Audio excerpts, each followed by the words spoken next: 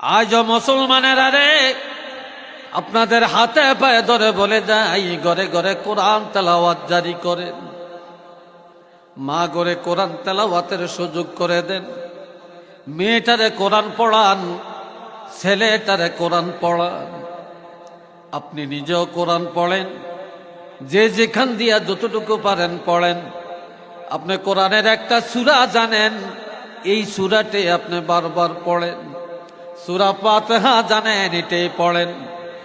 আমার নবী বলেছেন, রাত্রে ঘুমাইবা আল্লাহর সাথে কথা না বলে ঘুমায়ও না।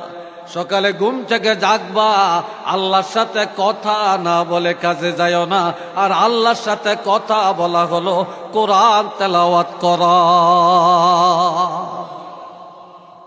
এ ভাইরা রে আমার আল্লাহ বলেন, হাবিব আমি আল্লাহ এমন একটা কিতাব আমি দান করলাম, এই কিতাব যদি পাহাড়ের মধ্যে রাখতাম গো, তাহলে আপনি দেখতেন আল্লাহর ভয়ে এই পাহাড়গুলি চূর্ণ বিচূর্ণ হয়ে যাইত, ফাড়া ফাড়া রেজা রেজা টুকরা টুকরা হয়ে যাইত।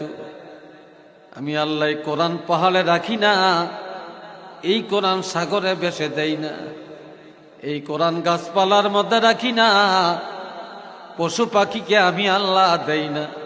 এই 30 পারা কোরআন অনেক দামি কিতাব।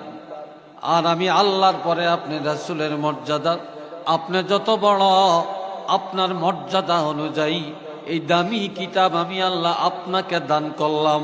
আর আপনার উপরে কোরআন নাজিল করে আমি আল্লাহ কিয়ামত পর্যন্ত আপনার উম্মতের ইজ্জত বাড়াইয়া দিলাম।